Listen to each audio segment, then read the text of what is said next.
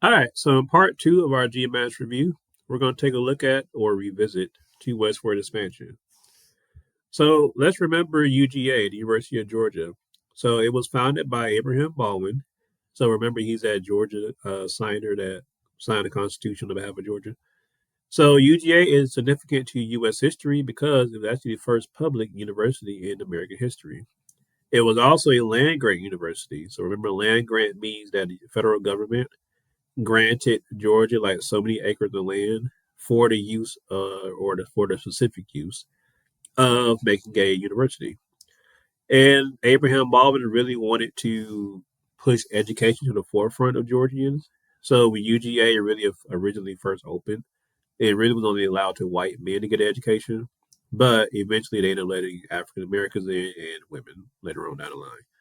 So remember this acronym right here: SALMA, SALMA, Savannah, Augusta, Louisville, Millersville, Atlanta. So remember, these are all the capitals that Georgia's capitals over the years. So of course, the final capital being the current capital, Atlanta. So remember, the capitals kept moving because the population kept moving westward. Now, there were two different land distribution techniques that Georgia used to really distribute land to settlers. So the first one was the headright system. So if you checked all or any of these boxes, you qualified to get land in this newly found area of land that Georgia got because of the French Indian War. So if you were a veteran of the American Revolution, if you were a white man, I would consider had a household, and or you were a white man who had a family and or slaves, you could qualify to get more land. Now, of course, this failed. This didn't really work. So the next thing they did was the land lottery. So like the lottery today, remember you would buy a ticket and they would put your name in one bucket and then put a land number in the other bucket. So they'll randomly draw a name. If your name got picked, they would pick a land number, and whatever land number they got, you would get. Now, in the mix of these two different distribution techniques, you had the Yazoo land fraud. Now, the Yazoo land fraud was when the U.S. government, sorry, not U.S. government, the Georgia General Assembly members were bribed to sell all this land to four different land companies for dirt cheap. So this is where current day Alabama and Mississippi would be. Now, of course, once the Georgians found out about that, they were heated. So they ended up protesting, they ended up rioting, and eventually the U.S. government stepped in and they said, you know what, Georgia, we're going to fix this problem for you. We're going to buy this land from you all. And in exchange for you selling us the land, we're going to remove all those Indians from Georgia for you.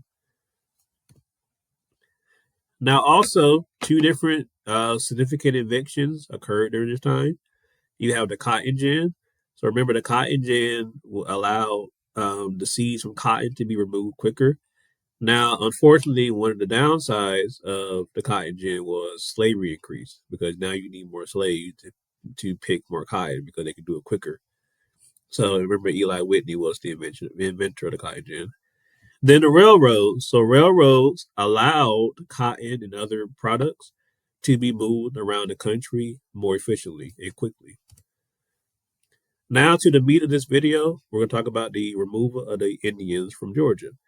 So the first things first, let's take a look. Remember William McIntosh? So he was the Creek Indian chief. So he was very, if you could say, whitewashed. Like he felt like everything white was right. So he really wanted the Creeks to act more like the white Americans. So long story short, just remember that William McIntosh ended up signing away all the Creek Indians' land in the Treaty of Indian Springs to the American government. Now, of course, that didn't really sit too well with the Creek Indians, so they ended up killing him, executing him by stabbing him like several hundred times. And yeah, the Creeks ended up getting removed from Georgia. Then to the Cherokees, who got removed next. So Worcester versus Georgia. Remember this man, Samuel Worcester? So he was a missionary. So remember, a missionary is somebody that goes and spread the gospel or spread the word of God around. So he was living amongst the Cherokees, and Georgia ended up intervening and arresting him. And so he sued the state of Georgia. And in the court case, they ruled with John Marshall, this man here. He gave a ruling on this case. He ruled that the Cherokees are their own independent tribe, and they don't really have to follow the laws of Georgia.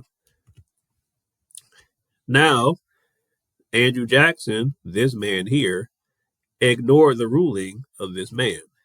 And he said, you know what? If this man wants to rule, John Marshall wants to make that ruling that the Cherokees are their own nation, then he upholds it. So in the midst of this, Andrew Jackson signed who was the president at this time.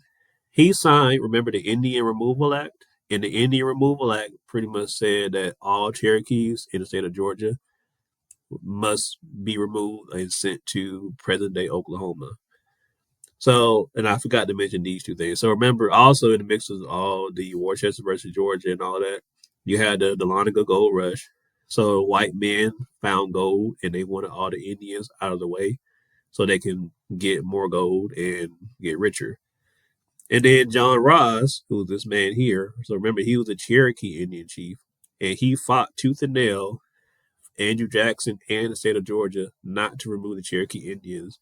But unfortunately, they didn't listen. So all these events together led to what's known as the Trail of Tears.